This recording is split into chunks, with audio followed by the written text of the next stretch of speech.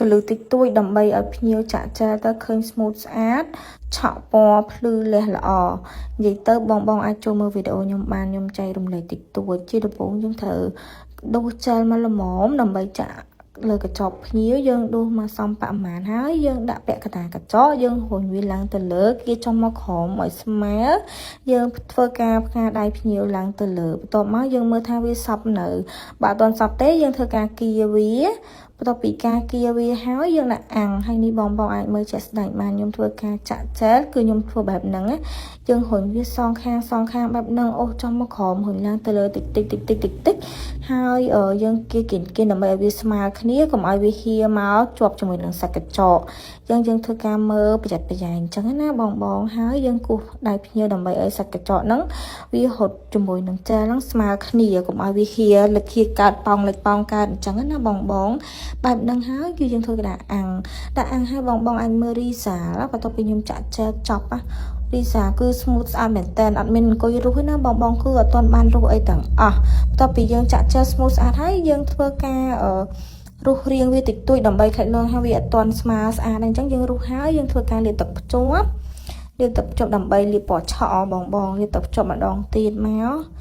លាបឲ្យមួយអូសវា smooth មកបងកុំបខំឲ្យរុញវាឡើងមកល្មមកុំឲ្យគៀកគល់ពេកក៏កុំឲ្យឆ្ងាយគល់ពេករុញវាបែបហ្នឹងបងពេលដែលយើងលាបពណ៌កញ្ចក់ទៅគឺឃើញថាស្អាតខ្លាំងមែនតែនបើបងលាបគល់ចិត្តគល់កញ្ចក់ខ្លាំងពេកក៏អត់ឃើញកញ្ចក់ហ្នឹង smooth ស្អាតដែរបន្ទាប់ពីយើងលាបហើយគឺយើងធ្វើការលាបពណ៌ឆក់បងពណ៌ឆក់ហ្នឹងគឺខ្ញុំបានលាបមួយជាន់ហើយខ្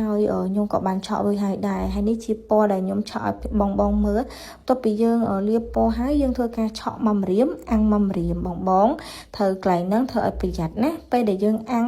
បងអាចមើលបាន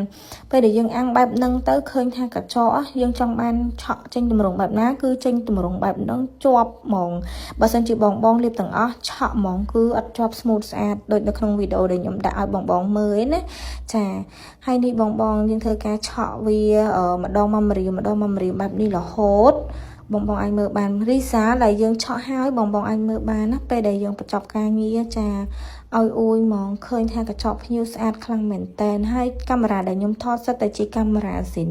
ភ្ញៀវដែលគាត់មកធ្វើឡើងខ្ញុំគឺគាត់ដឹងហើយណាបងអញ្ចឹងសម្រាប់អ្នកដែលគាត់ឆ្លាញ់ម៉ូដរបៀបហ្នឹងឬក៏ចង់ធ្វើម៉ូដបែបប្លែកឯបងអាចតាក់ទងមកខ្ញុំបានណាខ្ញុំចាំទទួលបងជានិច្ចទីតាំងខ្ញុំគឺនៅខាងសណ្ដាំ12បងចង់មកអាច booking មុនមកបានណាអរគុណច្រើនសម្រាប់ការគាំទ្រវីដេអូខ្ញុំរហូត